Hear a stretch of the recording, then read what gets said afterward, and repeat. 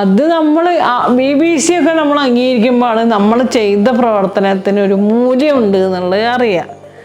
കാരണം നമ്മളൊന്നും ലക്ഷ്യം വെച്ചിട്ടൊന്നുമില്ല. എല്ലാവർക്കും സന്തോഷം സമാധാനത്തിൽ ജീവിക്കണം, എനിക്കും ജീവിക്കണം, എൻ്റെ ചുറ്റുമുള്ള ആൾക്കാർക്കും ജീവിക്കണം എന്ന ലക്ഷ്യത്തിലാണ് ഞാൻ ഇതിനെയൊക്കെ നോക്കിക്കാണുന്നതും എനിക്ക് ചെയ്യാൻ പറ്റുന്നത് ഞാൻ ചെയ്യുകയൊക്കെ ചെയ്യുന്നത്.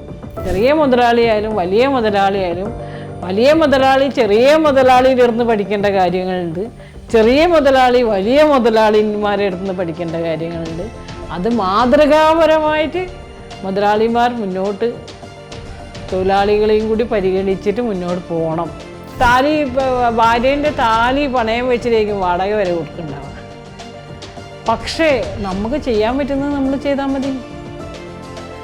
നമുക്ക് മുതലാളി ആവണം എന്നാൽ ഇവിടെ തൊഴിലാളികൾക്ക് ഇങ്ങനെയൊക്കെ ചെയ്താൽ മതി, ഇത്ര കൂലി കൊടുത്താൽ മതി, അവരെ കൊണ്ട് പരമാവധി പണിയെടുപ്പിക്കണം, മണിക്കൂറുകളില്ല, ആരെ വല്ലൊക്കെ കൂലി കൊടുക്കാതെയും ആഴ്ചക്ക് അവധി കൊടുക്കാതെയും തൊഴിലാളികളെ ചൂഷണം ചെയ്തിട്ട് വേണ്ട നമുക്ക് ലാഭം.